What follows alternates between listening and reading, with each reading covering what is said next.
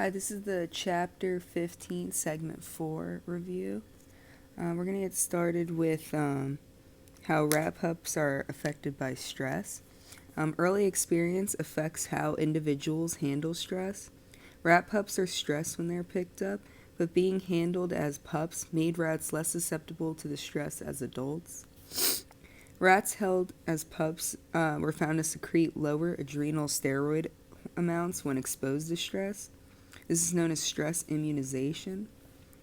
Rat pups actually benefited because the mom comforted them after the stress, which is crucial, and she would do this by licking them.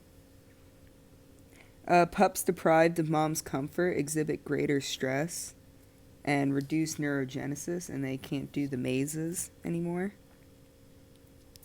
Maternal deprivation caused epigenetic regulation in the expression of the adrenal steroid receptors.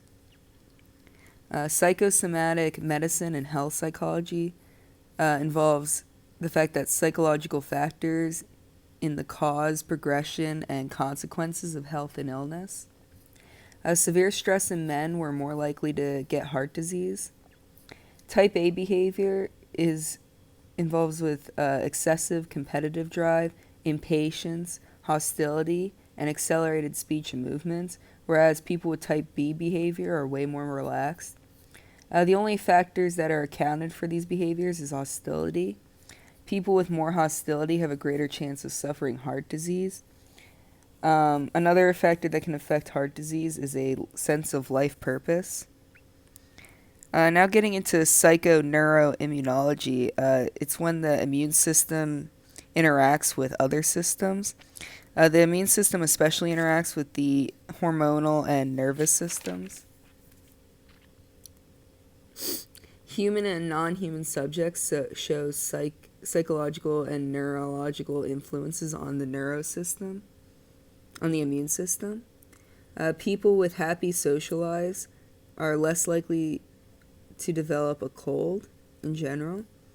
And having a social support is a buffer against social stress. People get worse colds when they are in conflict with others because having more social support, or like hugs, is a protection against that conflict. And now getting into the immune system. Phagocytes engulf and destroy invading germs, and it relies on B lymphocytes, which produce antibodies, and T lymphocytes that form in the thymus, and some act as killer T cells against foreign substances, and helper T cells that secrete cytokines. The brain affects immune system through ANF, the autonomic system being that innervates the immune system organs. And cells are noradrenergic, sympathetic, postganglionic cells.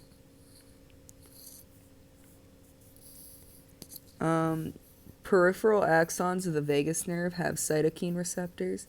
They go to the brain, and then the brainstem neurons release acetylcholine that inhibits cytokine release. The achy, lethargic feeling that we get when we're sick forces us to rest because it's to keep us out of trouble until we feel better. This is caused by high levels of cytokine. It's also believed that depression can be caused by large alterations in availability of neurotransmitters due to excessive cytokines. Antidepressants reduce cytokine levels. The immune system is compromised during depression, or as well as grief. Psychological factors affect the immune system. A study showed that students' perception of stress of a particular class is a predictor of circulating antibody. And so therefore stress equals lowest antibody levels. In a study, they put 2 cuts in the subjects' mouths.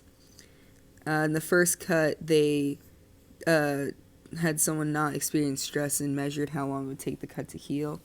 And then they measured how long it took the cut to heal during an exam period. And during the exam period, the cut took 40% longer to heal, which means the immunological response declined by 68%. During stressful situations, the brain causes adrenal steroid hormones, like cortisol, to be released from the adrenal cortex.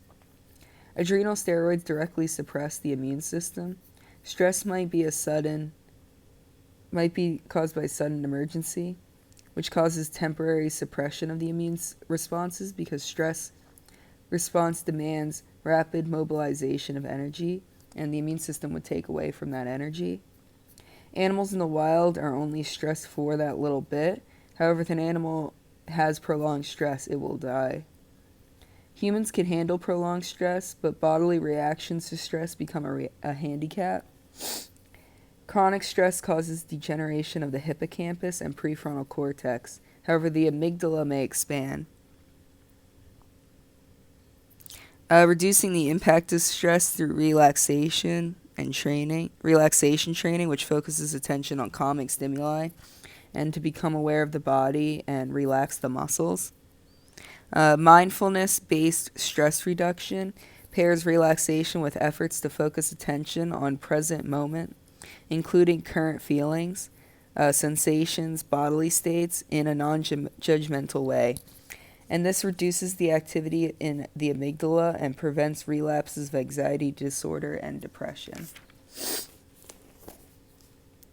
There are microscopes that use infrared light, and it penetrates the deep tissue, and therefore the light is absorbed and it won't do damage.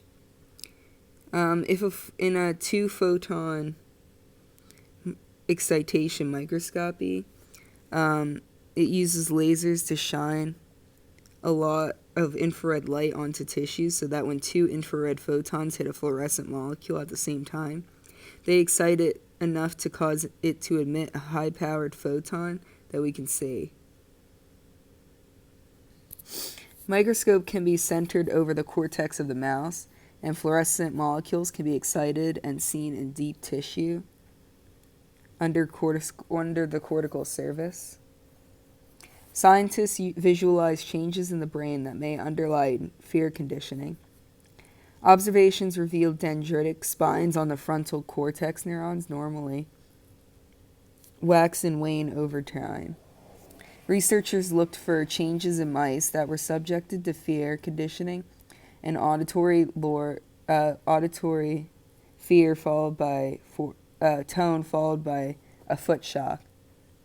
After this, more spines than normal were eliminated. Increased elimination of dendritic spines was not present in tone alone, foot shock alone, or both in a different order.